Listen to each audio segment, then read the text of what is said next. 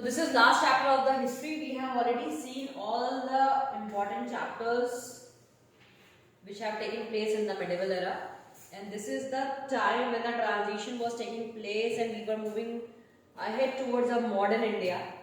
So this was the time when we have started establishing political formations. So the chapter's name is 18th century political formations. Now, if you look at map 1 and map 2 closely, you will see something significant happening in the subcontinent during the first half of the 18th century. Notice how the boundaries of Mughal Empire were reshaped by the emergence of number of independent kingdoms. So first look at this map. You can see this map and you can get glimpse of the Indian map, what we generally see these days, right? Yes? Yes, ma'am. Yes, ma'am. Yes, ma'am. Only the things which are not covered in this map is the mound of the country, that is Jammu and Kashmir. You cannot see that shape, although you can see the peninsular shape, you can see the Run of Kutch, fine? You can see the Bay of Bengal. So all these things are lying and we have started reshaping the country. Now by 1765, notice how under the power the British had successfully grabbed major chunks of territory in eastern India. What these maps tell us that is that political conditions in 18th century India changed quite dramatically and within a relatively short span of time. So even in this map also you can see, because Britishers have already started entering into the different areas. In the map you can see this Bombay, under which Britishers were there, Goa, Portuguese were there, Pondicherry, French were there, and in the Fort St. David, Britishers were there. So these were the places where the British control started establishing. Now in this chapter we will read about the emergence of new political groups in the subcontinent during the first half of the 18th century. Roughly from 1707 when Aurangzeb died till the third battle of Panipat in 1761. This is important for you, mark this, because in the chapter, in the Mughal era chapter, we have seen about the Panipat war, first and second, right? 1526 and 1527. So here in this time you will be marking the year of third battle of Panipat, which held in 1761. Now the crisis of the empire and the later Mughals. In chapter 4 you saw how the Mughal empire reached the heights of its success and started facing a variety of crises towards the closing years of the 17th century. These were caused by a number of factors. Emperor Aurangzeb had depleted the military and financial resources of his empire by fighting a long war in the Deccan. That was the longest war which was fought by Aurangzeb. In that war, majorly the depletion of military and financial resources took place. Financial resources यानी युद्ध करने के लिए बहुत सारा पैसा लगा, और जो सैनिक थे, क्योंकि वो युद्ध बहुत लंबा चला था, तो जो सैनिक थे उनका भी बहुत लॉस हुआ. Now under the successors, the efficiency of the imperial administration broke down. It became increasingly difficult for the later Mughal emperors to keep a check on their powerful mansabdars. Nobles appointed as governors often controlled the offices of revenue and military administration as well. So after Aurangzeb, the later Mughals, they were not having those capabilities which were taken care by the earlier Mughals. So the administration broke down among different mansabdars, because you know the concept of mansabdars, right? Yes or no? Yes, ma'am. So Yes, ma'am. mansabdars were Yes. the position which was specially given to the person who was holding a mansab. So now nobles were appointed as the governors, जिनको आप सूबेदार कहते थे, and the people who were taking care of the revenue and the military administration, they were called as Diwani and Fauzdari. These days you can call them as the lower courts. These gave them extraordinary political, economic, and military powers over vast region of the Mughal Empire. As the governors consolidated their control over the provinces, the periodic remission of revenue to the capital declined. So, as the power got indebted in the governors and the people who were known as Subedars. So, Mansabdars and Subedars started collecting the financial resources from the common people, but they started declining the orders of the king who were ruling them. So, with this thing, the central people or the king was being out of financial resources. Fine. So, basically, the revenue generation started getting weak into that phase of life. Sorry, that phase of period where the later Mughals started administration. बात समझ में आई आपको?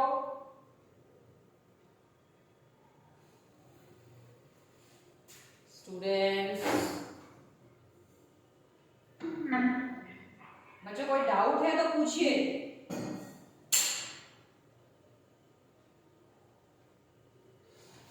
Okay. Peasants and zamindari rebellions in many parts of the northern and western India added to these problems. These revolts were sometimes caused by the pressures of mounting taxes. At other times, there were attempts by powerful chieftains to consolidate their own positions. Mughal authority had been challenged by rebellious groups in the past as well, but these groups were not able to seize the economic resources of the region to consolidate their positions. The Mughal emperors after Aurangzeb were unable to arrest the gradual shifting. Yes. Actually, ma'am, what is the meaning of policy date? हाँ बेटा. Ma'am policy date का meaning क्या होता है? Consolidate. Yes ma'am. इकट्ठा करना. Okay. Now, consolidate their positions. The Mughal emperors after Aurangzeb were unable to arrest the gradual shifting of political and economic authority into the hands of provincial governors, local chieftains and other groups. So basically what happened, peasants, basically किसान और जो जमींदार थे, जिस जगह पे उनकी position week थी, they started creating trouble for the central areas, and this revolts started putting pressures on the taxes which were levied on the common people. So they refused to pay taxes, which was the major part of the revenue which was collected by the central administration. Now the people who were coming under the Subedar or the Mansabdars, they also tried to strengthen their position so that they can also fetch a lot of revenue from the people, and they tried to make them more strong because they were knowing that after Aurangzeb the kings were not administratively strong. Fine. So they were just holding the position. The kings basically they were holding the position, but they are not well equipped with the policies. So these all changes started giving their strength to those people who were not actually in the strong positions earlier.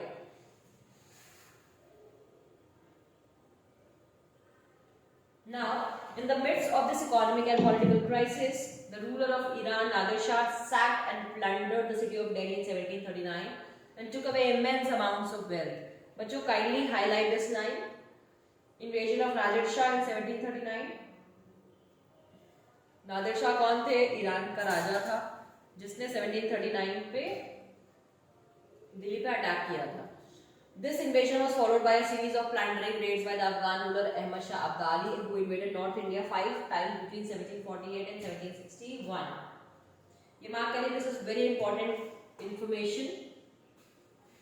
ये दो attack जो foreign invasions हुए थे जिसने दिल्ली से बहुत ज्यादा खजाना लूट लिया था. तो पहला थे नादिर शाह, दूसरा अहमद शाह अब्दाली. नादिर शाह का इन्वेजन टाइम था 1739 और अहमद शाह अब्दाली ने 5 बार इन्वेजन किया था, यानी आक्रमण किया था between 1748 to 1761.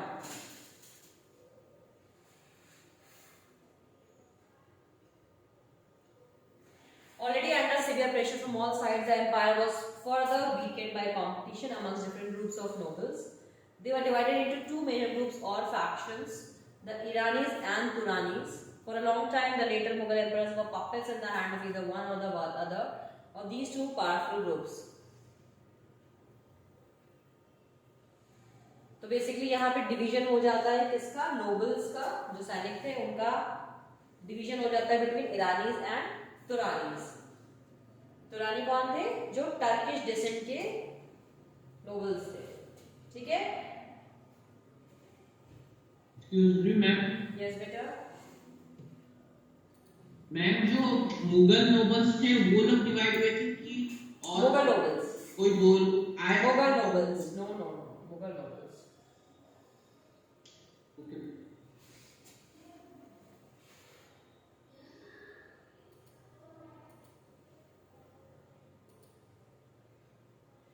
The worst possible humiliation came when two Mughal emperors Farrukhsiyar and Alamgir II were assassinated and two others Ahmad Shah and Shah Alam II were blinded by their nobles. तो ये basically ये दिखाता है downfall of Mughal empire. Okay, तो जो nobles थे वो इतने ज्यादा शक्तिशाली हो गए थे, इतने ज्यादा स्ट्रांग हो गए थे कि इन्होंने फारुखसियार एंड आलमगीर II को बंदी बना लिया था। एंड देन उसके बाद की जो सिचुएशन हुई, अहमद शाह एंड शाह आलम II, इनको भी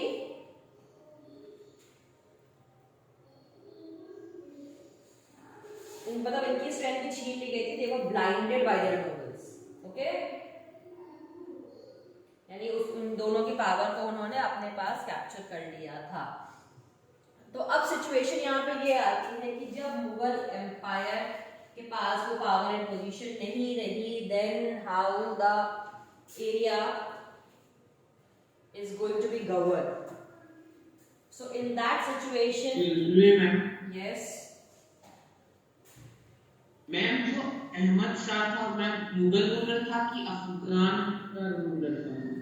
बेटा दो नाम, एक तो अहमद शाह अब्दाली है ना, जो आपने पहले पढ़ा। Ahmad Shah Abdali was a invader. ये जो अहमद शाह यहाँ पे लिखा है, जो मैं अभी पढ़ाई हूँ, ये तो इन्हीं के सक्सेसर थे मुगल्स के। ओके ठीक है। सो जो सिचुएशन आई उसके बाद पॉलिटिकली रिक्वायरमेंट हुई न्यू स्टेट्स बनने की, यानी क्योंकि एडमिनिस्ट्रेशन अब कोई एक नहीं चला रहा है, तो ऐसे में उसको यूनिट्स में डिवाइड करके उसका एडमिनिस्ट्रेशन फंक्शन किया जाए। तो यहाँ पे ये कंडीशन आई कि अब क्या किया जाए, न्यू स्टेट्स बनाए जाए। अभी आप देखते हैं ना अपने कंट्री का जो मैप देखते हैं, पॉलिटिकल मैप ऑफ इंडिया, तो you can see different states. तो ये स्टेट्स का कॉन्सेप्ट यहां से आया। Fine, after the downfall of Mughal empire, now the topic starts with emergence of new states, यानी नए राज्यों की उत्पत्ति। So now, with the decline in authority of the Mughal emperors, the governors of large provinces, Subedas and the great Zamindars consolidated their authority in different parts of the subcontinent. Through the 18th century, the Mughal Empire gradually fragmented into a number of independent regional states. तो जो पूरा एक साम्राज्य होता था वो अब छोटे छोटे हिस्सों में बढ़ गया। बेसिकली ये बने रीजनल स्टेट्स, यानी इनका बटने का जो ग्राउंड था that was regional region, basically जहाँ पे चाहे बोली एक थी, चाहे कल्चर एक था, उस बेस पे fragmentation started taking place. Now broadly speaking the states of the 18th century can be divided into 3 overlapping groups. तो बेसिकली जो तीन मतलब जो स्टेट्स बन रहे थे तो उनका ग्राउंड 3 तरीके का था, यानी किस स्टेट में किस तरीके का ग्रुप ओवरलैप कर रहा था। Then you can see here states that were old Mughal provinces like Awadh, Bengal and Hyderabad. ये तीनों मुगल साम्राज्य के 3 बहुत मजबूत सूबे थे। इन्होंने ही अपने को इंडिपेंडेंटली स्टेट में कन्वर्ट कर दिया। पहला अवध, जिसको आप उत्तर प्रदेश कहते हैं, Bengal, you know that West Bengal, and the Hyderabad. Now although extremely powerful and quite independent, the rulers of these states did not break their formalities with the Mughal emperor. So basically they were, administration was taking place freely, but even though they were following the rules and regulations of Mughal empire. Now number 2, states that had enjoyed considerable independence under the under the Mughals as Watan Jagirs. These included several Rajput principalities. वतन जागीर की बात करें तो वतन जागीर वो थी जो लोगों को दी गई थी, वो जागीरें जो उनके काम से खुश होके उनको दी गई थी, जिन पे मुगल एम्पायर को इंटरफेरेंस नहीं होता था, and they were happily living at that time also. So again they all collected and established themselves as one state, जिसके अंदर बेसिकली राजपूत घराने के लोग थे. And the third one, the last group included states under the controls of Marathas, Sikhs and others like the Jats. These were of differing size and had seized their independence from the Mughals after a long drawn armed struggle. ये तीसरा group वो था जिन्होंने मुगल के साथ लगातार struggle किया था, लड़ाई की थी और अपनी इंडिविजुअलिटी को बचा के रखा था, जिसमें बेसिकली थे मराठास, सिख्स, जाट्स. तो मराठाओं ने कौन सा स्टेट बनाया होगा बच्चों? मैं महाराष्ट्र. सिक्स ने पंजाब. जाट्स ने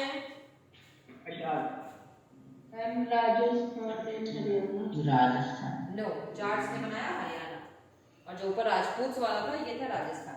हरियाणा. ठीक है, ओके. Yes ma'am. तो ये तीन कैटेगरी समझ में आ गई. Yes, ma'am. Yes, ma'am. Yes, ma'am. Okay. Excuse me ma'am. पहली चीज तो जो भी एक्सक्यूज हो रहा है वो अपना कैमरा ऑन करे.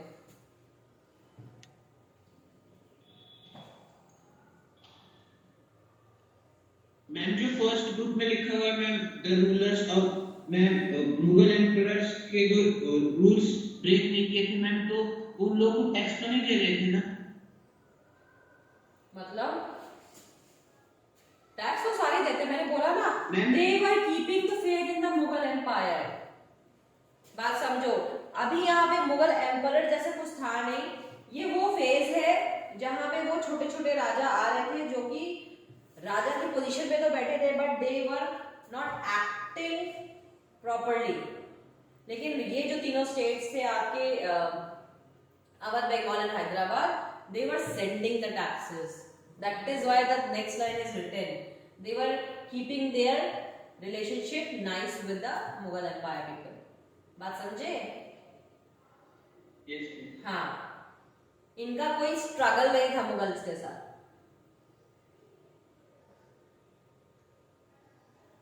आपको याद हो अभी, आई डोंट नो, लेकिन क्लास 5 में मैं आपको पढ़ा रही थी, जब हिस्ट्री के चैप्टर्स हमने पढ़े थे, तो आपको याद होगा कि जब वॉर ऑफ इंडिपेंडेंस की बात करें तो भी जब ब्रिटिशर्स एंटर कर गए थे and they started capturing all the places and they were taking away the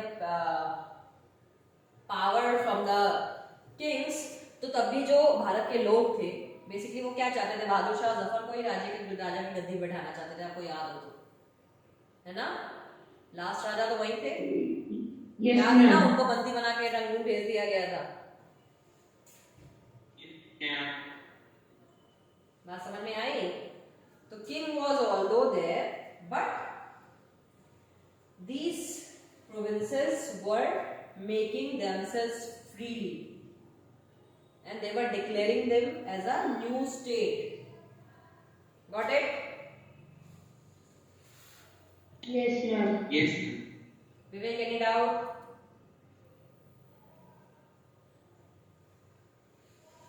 no ma'am. Okay. The old Mughal provinces. Amongst the states they were that were carved out of the old Mughal provinces in the 18th century, three stand out very prominently. These were Awadh, Bengal and Hyderabad. All three states were founded by the members of the high Mughal nobility who had been governors of large provinces. बच्चों ये बहुत important information है, start marking it. Saadat Khan Awadh, Murshid Quli Khan Bengal and Asaf Jah Hyderabad. ये तीन nobles थे जिन्होंने इन तीन अलग स्टेट्स का एस्टैब्लिशमेंट किया था. All three had occupied high mansabdari positions and enjoyed the trust and confidence of the emperors. Both Asaf Jah and Murshid Quli Khan held a Zat rank of 7,000 each, while Saadat Khan's Zat was 6,000. ठीक है, तो ये तीनों हैं. सादत खान जिन्होंने अवध को अलग किया, मुर्शिद कुली खान जिन्होंने बंगाल का देखा, एंड आसफ शाह जो कि हैदराबाद से थे. ये तीनों नोबल्स थे, इनकी जत रैंक बहुत हाई है, जो कि आप नीचे देख सकते हैं। जत रैंक आपको याद होनी चाहिए, जत क्या होता था, है ना, क्योंकि जत के बेस पे ही salary was identified. Got it? तो अब टॉपिक हमारा शुरू होता है हैदराबाद, अवध डिटेल में हम देखेंगे, एंड बंगाल।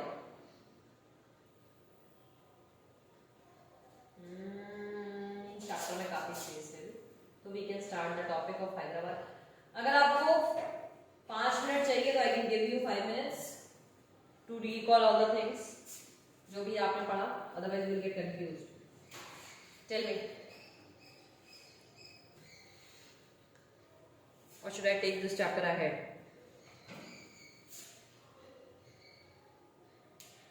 बताओ बच्चों जल्दी।